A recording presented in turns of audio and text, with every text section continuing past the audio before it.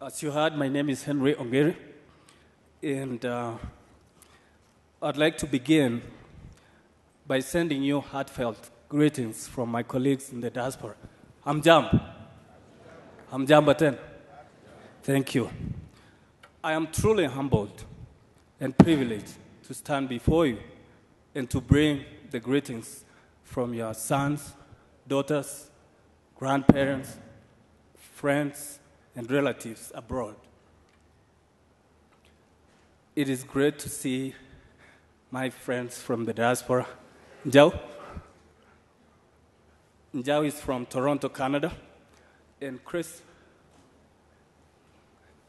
is at the back. He's from Boston, and there may be others that I didn't recognize. It's also good to see people from my county of Nyamira.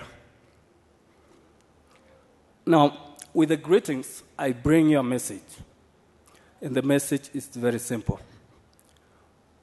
There is hope, and there are better days for this country. Now, we have an opportunity come March 2013 to change the course of this country, or we can also decide to keep it as it is. So really, March 2013 is an opportunity for us to decide, and that I present to you is in your hands. Kenyans in the diaspora also wish to congratulate you for the strides that you took and that you keep taking towards making our country the shining beacon of hope and prosperity in Eastern Africa. We are very proud of the new constitution that you promulgated. We're not sure about the implementation of it.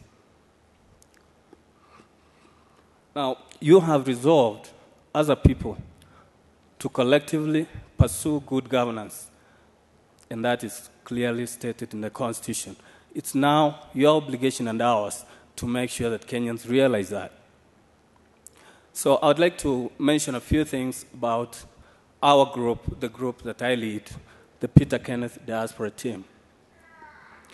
We are a movement that was created with a very simple mission: to make sure Peter Kenneth is the next president of Kenya. And we have pledged to do everything in our power and to also ask you to do the same to realize that goal. We have, since we started about 14 months ago, we have spread across the diaspora. We're in several locations in the United States where I live. We are in Canada, we're in Japan, we're in Australia, we're in the UK, and we are growing. This message is going to go to every Kenyan, wherever he or she lives, because we believe Kenya's better days are ahead. So you may ask, why do we believe in Peter Kenneth? We don't live here. I just came on Friday, and I'm leaving soon. But there are very many reasons why we believe in Peter Kenneth. I'm going to give you examples, and you know this. We believe that Peter Kenneth does something that most Kenyan politicians don't do. He defies stereotypes, and he defies convention. Why do I say that? He's a man who has consistently taken a path that sometimes makes him extremely unpopular. Remember the taxes. Remember the integrity. The list goes on. We believe, and we have witnessed firsthand, what good governance can do. And because of that, we have decided to form this movement and grow it for Kenyans to realize that. I'd like to mention something also that I think is important. When I went to primary school in Nyamira many years ago, when I was in Standard 3, every end of term, I had to come home with a little piece of paper. It was called the report card. and the report card determined whether I get new shoes, which I probably didn't get, but the report card showed my performance. Here is a standard 3 pupil being asked to produce a record of his performance during the term. Isn't it time that Kenyans started demanding report cards from their highest paid leaders?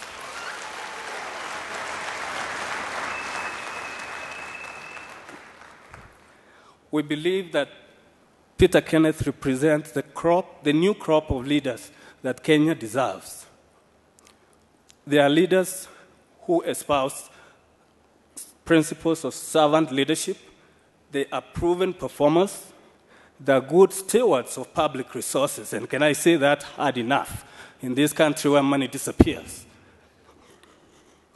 And there are leaders who are not steeped in the past, and there are leaders who are not embroiled in corrupt practices. Most importantly, they are not leaders whose greatest strength is hiding in their tribal cocoons and crucibles, that your strongest suit is being a kissy. We reject that kind of politics. We also support Peter Kenneth because we believe he's the only candidate in the race who has a credible plan for us in the diaspora. It is quite evident in my presence and the presence of my colleagues. Perhaps you are the only campaign team that has invited their people from the diaspora to come and participate, and that we appreciate.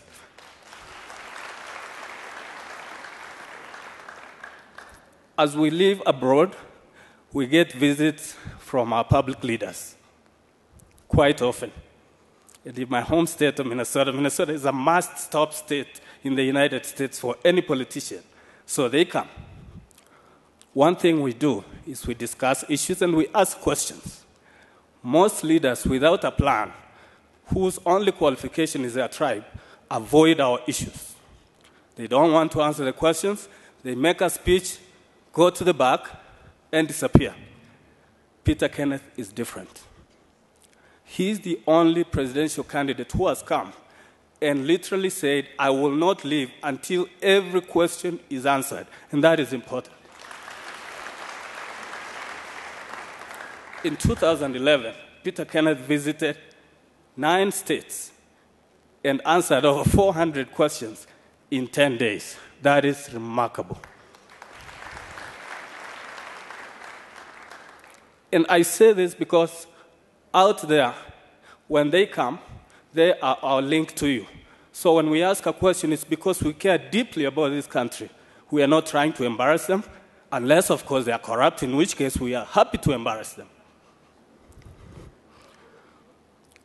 I want to say one other thing.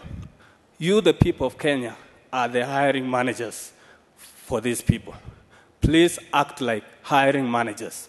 You walk into a human resource department, you cannot say, give me the job because I am from Nyamira and that's it. Make me the Attorney General of Kenya. I have no law degree, never practiced law, but because I'm from Nyamira and you're Kisi. That is what you're being asked to do when you base your decisions purely on tribal basis. Please don't do that. Demand answers, demand performance. We also know Peter Kenneth's kindness as a person. We have interacted with him often, and most notably, in 2008, the beginning of 2008, which I think most Kenyans would rather forget because of what happened, we worked with Peter Kenneth to rescue over 1,000 students from Baraton University, and that was a big achievement for us because we felt that no Kenyan should lose their life or their property over politics.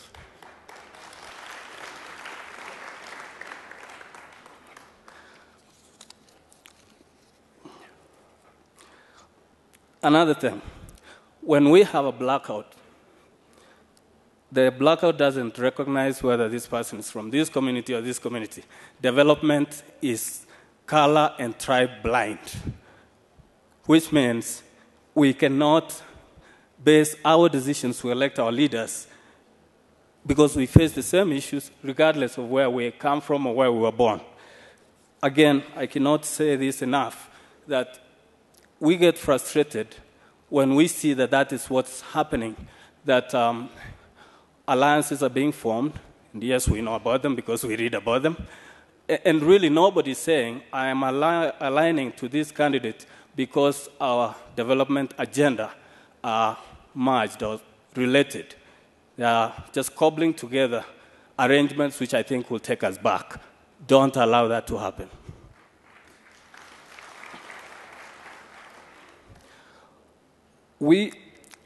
As we live out there, we are not blind to the fact that we come from different communities, but we have intermarried. We come together during national holidays. We come together as Kenyans. And we think that Kenyans can do the same if only we had a good leader who sets a good example by rejecting tribalism. I'm going to send a message to my colleagues in the diaspora now. I have now confirmed that the hope that you put in Peter Kenneth was real. Look at the amount of energy in this room. Look at the amount of excitement. I'm so happy that we decided to go with Peter Kenneth as our candidate.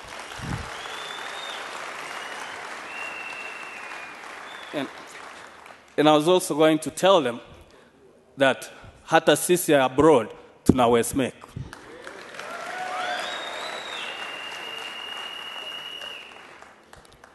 Finally, as a representative of the diaspora, I would ask you to vote for Peter Kenneth. Tell your friends to vote for Peter Kenneth. Tell their friends to vote for Peter Kenneth. Tell their relatives to vote for Peter Kenneth. Let's all vote for Peter Kenneth.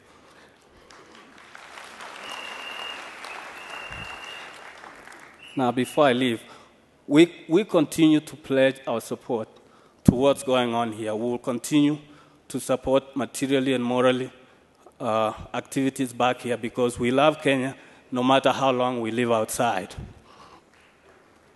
All that we ask of you is that you elect good leadership that moves us forward, as our President Obama is saying, and not taking us back. Thank you very much.